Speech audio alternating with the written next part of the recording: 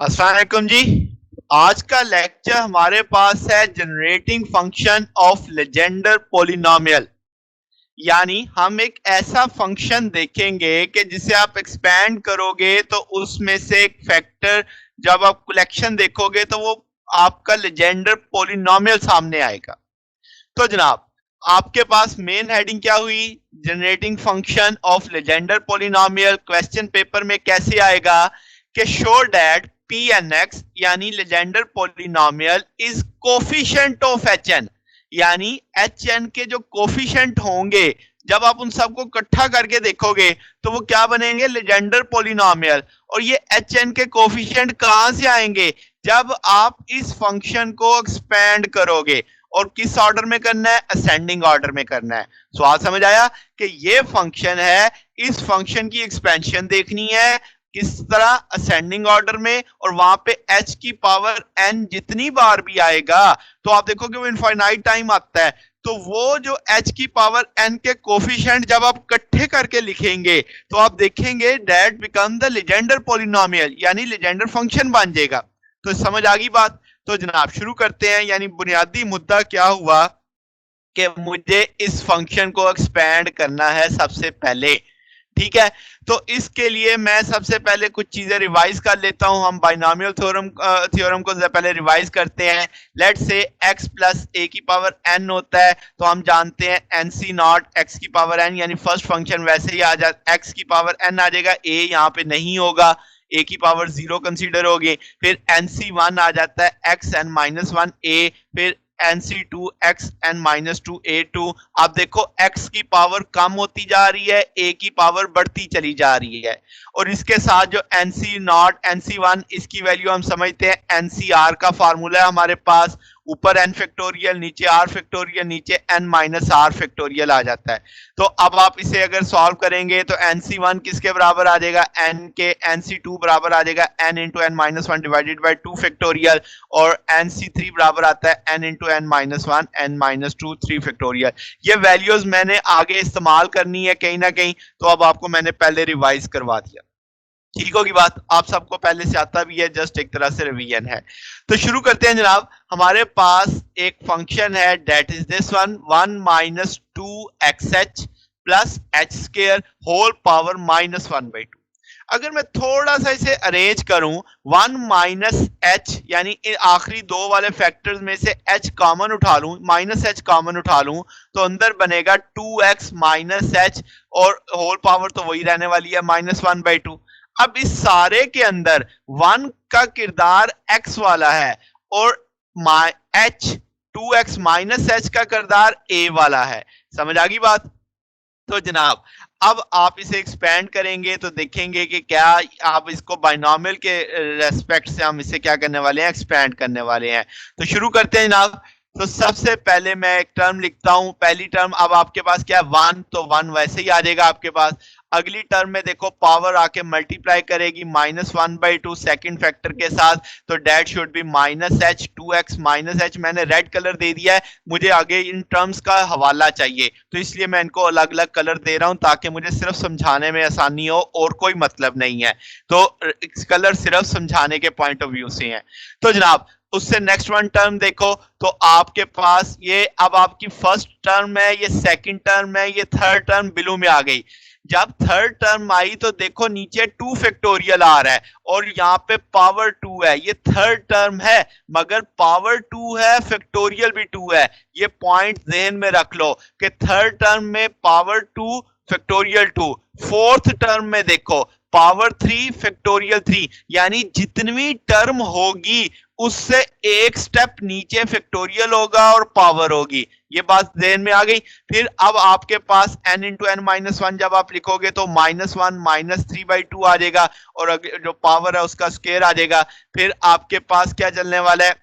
उससे next one आ जाएगा n into N minus one n minus two के तौर पे आप इसे लेके देखोगे थ्री फैक्टोरियल आ जाएगा और साथ में आप minus h two x minus की पावर थ्री लिख दोगे। और इसी तरीके से आखिरी टर्म अगर आप देखो तो आखिरी ना कहो कि nth टर्म, आपको n प्लस वन टर्म देखो क्योंकि इस पे पावर n है ना, तो इसका मतलब ये कितनी टर्म होगी? उससे एक अगली, यानी n प्लस वन टर्म है ये। समझ आ रही? दोबारा से देखो, ये सेकंड टर्म है तो इसमें पावर 1 है, फैक्टोरियल 1 है। ये थर्ड टर्म है, पावर 2 है, फैक्टोरियल 2 है। ये फोर्थ टर्म है, पावर 3 है, फैक्टोरियल 3 है। तो अगर ये पावर n फैक्टोरियल है और n पावर है तो ये कौन सी टर्म होने वाली है? n+1। समझ आ गई बात? तो ये n+1 मैंने टर्म लिखी है, n+1 nth टर्म कह लो, आप कह लो n+1 टर्म है आपके पास। ठीक होगी बात? तो अब यहां से मैंने इसको according to the binomial theorem लिख दिया। सारा आसान सा काम है, ये आप सारा समझ सकते हैं कि कैसे ये टर्म आती जा रही है। अब अगली टर्म में हमने क्या करना है वो जरा स्टेप देखें। अब आप जरा गौर से देखें कि जो आपके पास मैंने कलर वही रखे हैं, यहां पे नेगेटिव था, ये नेगेटिव था। क्या ये नेगेटिव नेगेटिव पॉजिटिव हो जाएगा? तो मैंने पॉजिटिव कर दिया। ये नेगेटिव था, ये नेगेटिव था, तो ये पॉजिटिव हो जाएगा। यहां पे नेगेटिव है मगर उसकी पावर 2 है, तो क्या वो भी पॉजिटिव कंसीडर नहीं हो जाएगा? तो इसलिए ये फैक्टर भी मैंने पॉजिटिव कर दिया। समझ आ गई? नेगेटिव नेगेटिव पॉजिटिव, यहां पे -1 का स्क्वायर लेते तो वो भी पॉजिटिव आ जाता। जरा फोर्थ टर्म देखो, ये नेगेटिव और ये नेगेटिव पॉजिटिव, यहां पे नेगेटिव है, यहां पे माइनस की पावर 3 यानी -1 आता, वो -1 इस नेगेटिव के साथ क्या हो जाता? पॉजिटिव हो जाता। यानी अब तक आपको दूसरी तीसरी चौथी टर्म से समझ आ रहा है कि नेगेटिव सारे एक दूसरे के साथ बैलेंस हो जाएंगे, जहां पे वो स्क्वायर के साथ कुछ पॉजिटिव हो जाएंगे।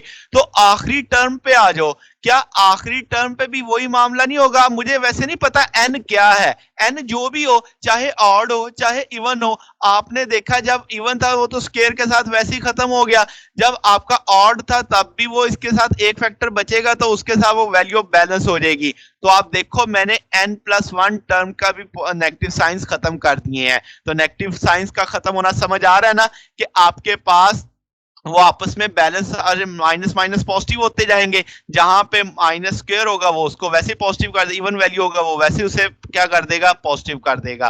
तो ये जनाब अब आपकी इस शक्ल में आ गई। बहुत सारी बुक्स आप देखेंगे तो मटेरियल देखेंगे वो यहीं से शुरू करते हैं, मगर मैंने एक स्टेप ओरिजिनल शुरू किया जहां से जो उसकी ओरिजिनल वैल्यूज आ रही थी। एक काम और किया मैंने कि ये इसे मैंने एलसीएम लेके सॉल्व किया, नेगेटिव कॉमन ले लिया था, तभी वो नेगेटिव इस वाले नेगेटिव के साथ बैलेंस होगा। तो अब आपके पास क्या आ जाएगा जनाब कि ये 2n-1 डिवाइडेड बाई 2 आ जाएगा। सिर्फ एक काम ये किया और साथ में नेगेटिव कॉमन ले लिया गया था जो बैलेंस हो गया।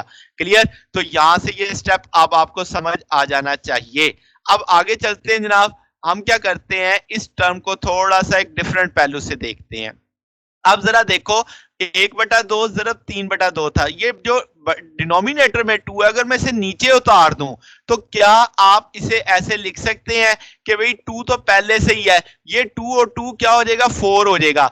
आप फिल वक्त इसे 4 ही समझो, मगर आपने ध्यान में रखो 2 है ये, ठीक है? वो 2 फैक्टोरियल 2 ही होता है, तो मैंने वो 2 ही लिखा रहने दिया।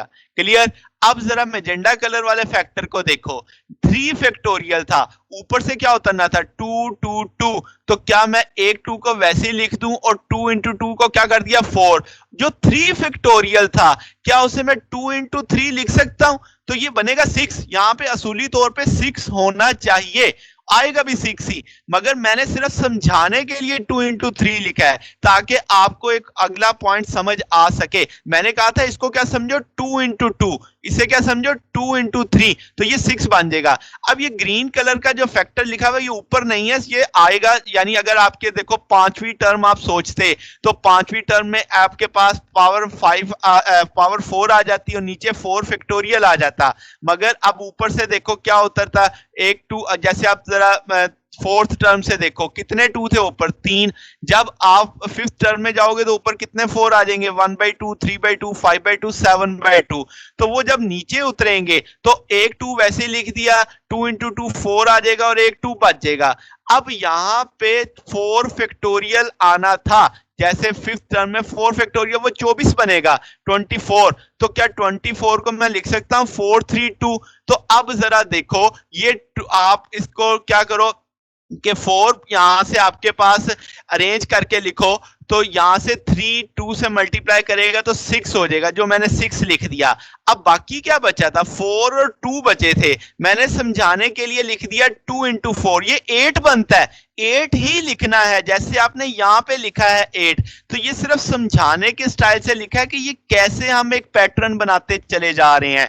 तो आपने देखा पहले यहाँ पे 2 इंटू 2 आ गया, 2 इंटू 3 आ गया, और जितना फैक्टोरियल था उतने को आप उससे मल्टीप्लाई कर रहे हैं। जैसे आपके पास 2 फैक्टोरियल था तो 2 से 2 मल्टीप्लाई कर रहा है, 3 फैक्टोरियल है तो 3 से 2 मल्टीप्लाई कर रहा है। यहाँ पे 4 फैक्टोरियल था तो देखो 4 से कौन मल्टीप्लाई करेगा आखिरी टर्म में, 2, जो कि 8 बन जाएगा। इसी सोच पे जरा आखिरी टर्म पे आओ। यहाँ पे n फैक्टोरियल है तो क्या n के साथ 2n नहीं आना चाहिए आखिरी टर्म? समझ आ गई बात?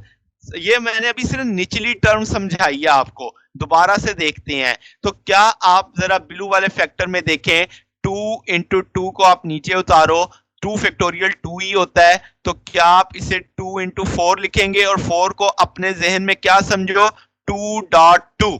क्लियर? मैजेंडा कलर में देखो तो 2 2 2 था, यहां से एक 2 नीचे ले आया, 2 इंटू 2 4 हो गया, 3 फैक्टोरियल को क्या समझो, 2.3। क्लियर?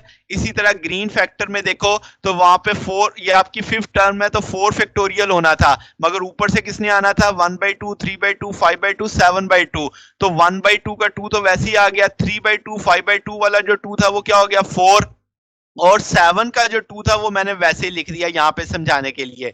और नीचे क्या था, 4 फैक्टोरियल, 4 फैक्टोरियल 24 के इक्विवेलेंट होता है, समझाने के लिए 4 3 2 कर दिया। अब मैंने 3 को मल्टीप्लाई किया 2 से तो वो क्या हो गया, 6। रिमेनिंग फैक्टर क्या बचे, 2 इंटू 4, तो इसका मतलब वो 8 बनता है। ये 8 लिखा भी हुआ है, मगर आपने अपने दिमाग में क्या रखना है, 2.4, यानी जितना फैक्टोरियल था उससे कौन मल्टीप्लाई कर रहा है, 2, जितना फैक्टोरियल था उससे कौन मल्टीप्लाई कर रहा है, 2, जितना फैक्टोरियल था उससे कौन मल्टीप्लाई कर रहा है, 2। तो आखिरी टर्म में देखो कितना फैक्टोरियल है, n, तो आखिरी टर्म क्या बनेगी, 2n, क्योंकि जितना फैक्टोरियल होता है उससे 2 मल्टीप्लाई कर रहा था। पैटर्न आपने समझ लिया। अब जरा ऊपर वाली टर्म्स देखो, यहाँ पे 4 है तो उससे एक स्टेप नीचे 3 आ गया, यहाँ पे 6 है तो उससे एक स्टेप नीचे 5 आ गया, यहाँ पे 8 है तो ऊपर मल्टीपल उससे एक स्टेप नीचे आ गया, मगर ऊपर ऑड मल्टीपल चल रहे हैं तो यहाँ पे 2n है, तो ऊपर वाली टर्म क्या बननी चाहिए, उससे एक पीछे, यानी 2n-1। तो उम्मीद है आपको ये आखिरी टर्म समझ आ गई होगी। सारी बात ही इसी की है कि आप इस टर्म तक कैसे पहुंचते हैं।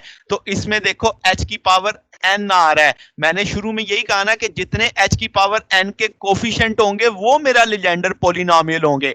तो यहां पे जाके मुझे h की पावर n हासिल हुआ। ठीक है, इससे अगली टर्म मैंने नहीं लिखनी क्योंकि वो n+1 हो जाएगा। मुझे तो सिर्फ h की पावर n वाले फैक्टर चाहिए कि उसके जो कोफिशिएंट होंगे। तो जनाबे वाला, अब आपको ये स्टेप समझ आ गया कि नीचे 2n कैसे मैंने अंडरस्टूड करवाया कि आपके पास जितना फैक्टोरियल होगा वो 2 से मल्टीपल हो रहा है, और ऊपर वाले जो फैक्टर आ रहे हैं वो जितना, यानी लास्ट टर्म 8 बन रही है तो उससे एक स्टेप पीछे 7 आता था, तो यहाँ पे 2n है तो उससे एक स्टेप पीछे 2n-1 आएगा, यहाँ पे 6 आ रहा है तो उससे एक स्टेप पीछे 5 आ जाएगा, यहाँ पे 4 आ रहा है तो उससे एक स्टेप पीछे 3 आ जाएगा। तो सेम इसी तरीके से 2n लास्ट था तो ऊपर आखिरी टर्म क्या होनी चाहिए, 2n-1। समझ आ गई बात? तो जनाब अगर ये पॉइंट समझ आ गया, यही बस पूरे टॉपिक में खास बात थी जो आपने समझनी थी, तो इसे हम इक्वेशन नंबर 1 डिक्लेयर करने वाले हैं। ये जो मैंने अब एक्सपेंशन दी है, इस एक्सपेंशन में h की पावर n आ चुका है, मुझे नजर आ रहा है, तो इसे अब हमने अलग करके समझना है, दैट इज इक्वेशन नंबर 1। तो मैं क्या करता हूं, अब ये जो मेरी टर्म थी मैंने शुरू में समझा दिया कि ये n+1 टर्म थी, तो मैं इसमें से h का n कोफिशिएंट निकालने वाला हूं, किस टर्म में से, n+1 टर्म में से। ठीक होगी बात? अब इसको मैं नीचे लिख रहा हूं। अब जब आप अलग इसको करेंगे तो h की पावर n मैंने हाईलाइट कर दिया है। अब मगर इसके साथ लिखा हुआ है 2x माइनस h की पावर n। अब यहां पे भी तो एक तरह से सीरीज बन रही है ना, ये भी तो एक तरह से बाइनोमियल इस पे अप्लाई हो जाएगा। तो ये जो रेड कलर में अब फैक्टर आ गया है, इस पे भी बाइनोमियल एक्सपेंशन लगानी पड़ेगी। ठीक है, पहले मैंने n+1 टर्म अलग कर ली इक्वेशन 1 से, क्योंकि उसमें h की पावर n आ रहा था। जब मैंने उसे अलग करके लिखा उसको, तो मुझे पता चला उस कोफिशिएंट में एक और एक्सपेंशन एग्जिस्ट करती है। तो मैं उस एक्सपेंशन को भी ओपन करूंगा बाइनोमियल लगा के। तो वहां से जब आप बाइनोमियल मैंने रिपीट करके लिख दिया है, तो आपको मैंने हाईलाइट अलग ही कर दिया, 2x माइनस एच एन आ गया, वो आप वैल्यू प्लेस करोगे 2x की पावर n आ जाएगा, माइनस एन आता है, 2xn माइनस वन एच आ जाएगा। तो ये वैल्यूज मैं इस जगह पे प्लेस करने वाला हूं, तो ये मैं इस जगह पे प्लेस कर रहा हूं। अब आप जरा देखो, एच एन जब मल्टीप्लाई करेगा तो पहला फैक्टर क्या है, 2x की पावर n। अगला फैक्टर देखो क्या है, minus n 2xn minus one h. जब एच एन अंदर जाके जरब खाएगा इससे, तो ये बेस एक जैसी है, पावरें एच एन प्लस वन हो जाएगी। जबकि मुझे सिर्फ क्या चाहिए, मुझे एच एन चाहिए। तो हायर मैंने बॉक्स इसे इसीलिए किया कि मैं इसे नेग्लेक्ट करने वाला हूं, क्योंकि ये तो मेरी पावर को एच एन प्लस वन पे ले जा रहा है, जबकि मुझे रिक्वायर्ड सिर्फ एच एन है। तो मैं सिर्फ एच एन को 2xn से मल्टीप्लाई करके लिख देता हूं। समझ आ गई बात? तो अब आपने उस एक्सपेंशन को भी ओपन किया, उसमें से सिर्फ वो फैक्टर उठाया जो एच एन बनता, एच एन का कोफिशिएंट बनता है। ठीक है, अब आपने इसमें क्या किया, 2xn को ब्रैकेट के अंदर ले गए हैं। अब ये जो hn है, इसका कोफिशिएंट सिर्फ मुझे चेक करना है। ठीक है, तो इसके कोफिशिएंट को मैंने सिर्फ ले लिया। अब इसको मैं नहीं लिख रहा क्योंकि मुझे सिर्फ कोफिशिएंट रिक्वायर्ड है। तो कोफिशिएंट रिक्वायर्ड था, तो यहाँ पे अब मैंने एक स्टेप किया, 2 की पावर n कर दिया, x की पावर n कर दिया। नीचे से अगर मैं कहूँ 2 कॉमन ले लो, तो 2 कितने फैक्टर्स के साथ आ रहा है, n फैक्टर्स के साथ आ रहा है। तो 2 की पावर n आ जाएगा, ये 2n से कट जाएगा, तो नीचे 1 2 3 4 n तक बचेगा, जिसे मैं n फैक्टोरियल कह सकता हूं। तो ये जनाब अब आपकी एक टर्म आ गई, दैट इज, इसे मैं इक्वेशन ए कह रहा हूं। ठीक होगी बात? अब जनाब ये अब आपने किस टर्म से निकाली थी, n प्लस वन टर्म से निकाली थी। अब जरा उससे एक स्टेप पीछे आ जाओ। अब आप जब देखो तो उससे एक स्टेप पीछे आओगे तो n थी, तो n माइनस वन होगी, h की पावर n माइनस वन होगी, that is the nth term आएगी आपकी। अब जाहिर है आप उससे एक स्टेप पीछे गए हो, तो 2 पर जो 2 की पावर वो कम होनी थी, तो 2n माइनस टू बन जाएगा। उससे एक और पीछे जाओ, ये आपको अब समझ है कि 2n माइनस टू, और ये आ जाएगा 2n माइनस थ्री। यानी अगर नीचे आपका n था तो ऊपर n माइनस वन था, यानी अगर 8 था तो ऊपर 7 था, अगर यहाँ पे 6 था तो ऊपर 5 था। आप पीछे वो देख सकते हैं उस जगह पे। तो यहाँ पे अब चूंकि मैं nth टर्म पे जा रहा हूं, तो आपने वो जो समझने के लिए अगर आपको मैं समझाऊं, तो ऊपर 1/2 3/2 5/2 7/2 लिखा हुआ था, वो नीचे 2 आके मल्टीप्लाई कर रहे थे। अब जब एक स्टेप पीछे जाओगे तो ऊपर से एक आने वाला 2 कम हो गया ना, तो वो आखिरी टर्म में से 2 जो पहले 2n था, अब वो क्या हो जाएगा, 2n माइनस टू। समझ आई बात कि 2n माइनस टू कैसे मैंने सोचा कि जनाब अगर आप nth टर्म को सोचो, मैं अगर ले जाऊं वापस तो समझाना आसान हो जाएगा। अगर आप nth टर्म को सोच, n प्लस वन टर्म को सोचो, तो आपके पास यहां पे 2n आ रहा है। ठीक है, तो अगर इससे पिछली टर्म होगी तो वो एक स्टेप पीछे जाएगी, यानी वो बनेगी nth टर्म। वो nth टर्म जो होगी तो तब आपकी पावर हो जाएगी n minus one n minus one. तो जैसे यहाँ पे ऊपर से 2 नीचे आ रहे थे तो एक 2 कम हो गया, तो वहां से जब नीचे डिनोमिनेटर में एक 2 कम हुआ है, तो अब आखिरी फैक्टर क्या होना चाहिए, that should be 2n minus two, क्योंकि एक 2 कम हो रहा है। तो इसी तरीके से आपने समझना है कि आपके पास जनाब ये 2n माइनस दिस वन। तो जनाब अब आपको ये समझ आनी चाहिए कि ऊपर से एक 2 कम हुआ, तो वो 2n पहले हमारी n प्लस वन टर्म में आ रहा था, तो उसमें से एक कम हो गया, तो 2n माइनस टू, ऊपर उससे एक को मजीद कम हो जाना चाहिए, तो 2n माइनस थ्री आ जाएगा आपके पास यहाँ पे। समझ आ गई बात? मैं आसान लफ्जों में एक दफा फिर दोहरा देता हूं।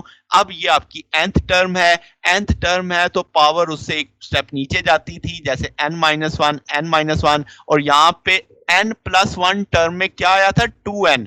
अब उससे एक स्टेप पीछे जा रहे हैं, तो ऊपर जो फैक्टर आने थे वो उनमें से एक 2 कम हो जाना था। यहाँ पे 1/3 1/2 3/2 5/2 7/2 था, वो 2 नीचे उतर के इस शेप में आ रहे थे।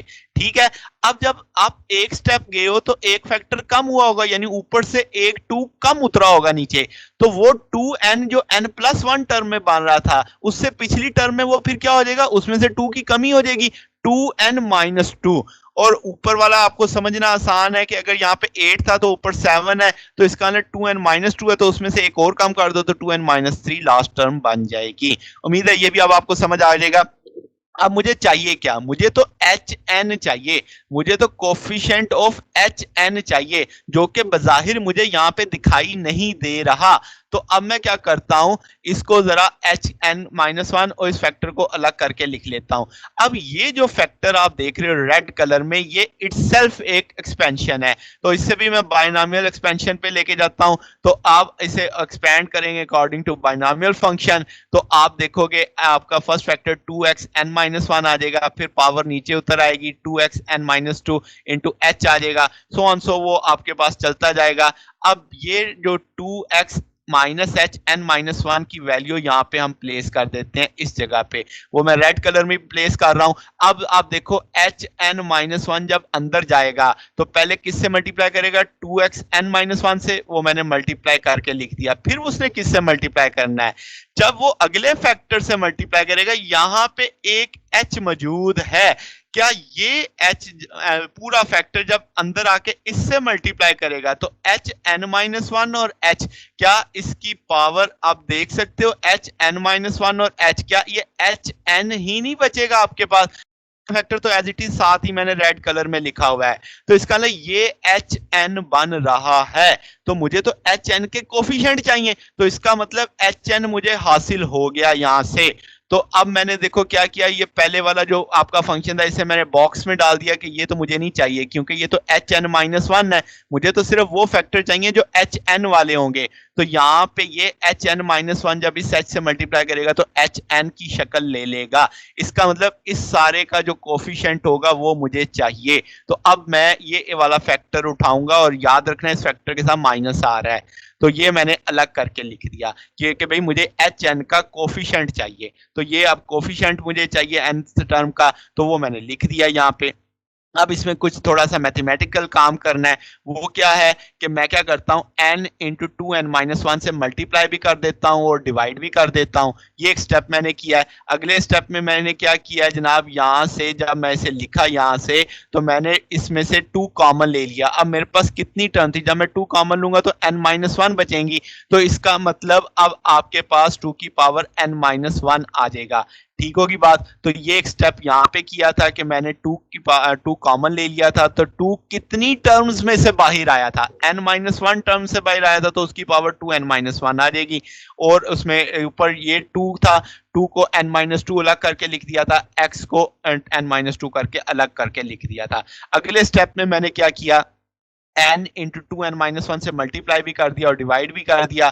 इससे अगले स्टेप में क्या किया, इनको थोड़ा सा अरेंज किया, 2n माइनस वन ऊपर वाले फैक्टर से मल्टीप्लाई कर दिया, n को इधर अंदर ले गया हूं। मैंने कलर चेंज रखे ताकि आपको समझ आती रहे कि क्या क्या बदलाव आ रहा है इसके अंदर।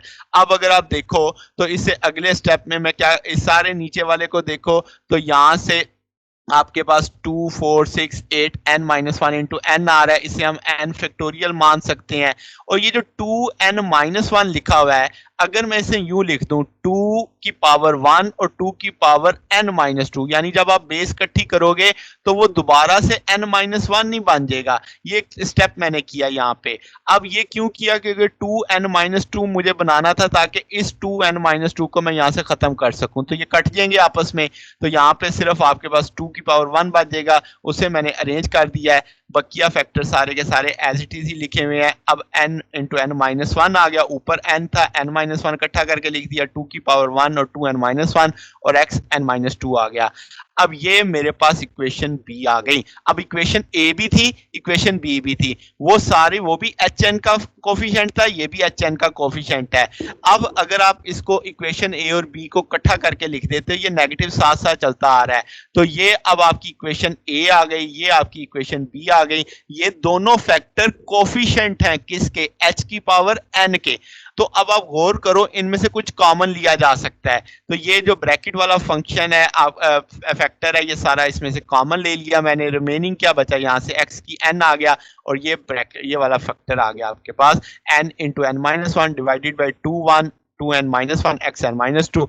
तो अगर आपको लेजेंडर पोलिनोमियल वाला टॉपिक याद हो तो ये अब आपके पास फैक्टर आ रहा था वहां पे, तो आप इमेजिन करो, ऑब्जर्व करो कि यही चीज आपके पास बनती जा रही है सारी। तो हायर पावर्स यहाँ पे भी हमने, चूंकि वो काफी बड़ा हो जाना था, हमने नहीं उसको सॉल्व आउट किया। तो अब आप सिमेट्री देख सकते हैं, सिमेट्री से तय कर सकते हैं कि भाई ये लेजेंडर पोलिनोमियल बन गया है। यहाँ पे मैंने सिर्फ h की पावर n को देखा था। अगर आप h को देखो, h की पावर 1 देखो, h की पावर 2 देखो, वो भी लेजेंडर पोलिनोमियल होंगे, मगर वो p1x होगा, p2x होगा, pnx होगा। तो इसका मतलब अगर आप वो सारे देख लेते तो इस सीरीज को एक्सपेंड करते तो वो बनती p0x h p1x h square p2x, यानी आपने वो सीरीज एक तरह से एक्सपेंड करके लिख दी। तो अब अगर आप इस सारे को समेशन पैटर्न पे लिखते तो आप इस सारी सीरीज को क्या लिखते, समेशन n इज इक्वल 0 से इन्फिनिटी h की पावर n pnx। तो देखा hn का जो कोफिशिएंट है pnx आया, यानी लेजेंडर पोलिनोमियल आया आपके पास। तो वो क्वेश्चन दो तरीके से आ सकता है आपके पास। वो कहेगा prove that pnx is the coefficient of hnx in this series, या इस तरह डायरेक्ट ये सिंपल क्वेश्चन भी डाल सकता है आपके पास। तो जनाब मैथमेटिक्स का काफी सादा सादा सा काम है, जस्ट आपको बाइनोमियल की थोड़ी सी एक्सपेंशन और थोड़ी सी अरेंजमेंट्स आनी चाहिए। तो जनाब ये हमारा आज का टॉपिक था। अगर आपको इसमें कोई बात पूछनी हो, कोई डाउट हो, कोई चीज समझ ना आ रही हो, तो नीचे कमेंट्स में पूछ सकते हैं। वीडियो अच्छी लगी हो तो वीडियो को लाइक कीजिएगा, दोस्तों के साथ शेयर कीजिएगा और चैनल को भी सब्सक्राइब कर दीजिएगा। आज के लिए इतना ही, बाकी इंशाल्लाह फिर नेक्स्ट देखेंगे। ओके, अल्लाह हाफिज।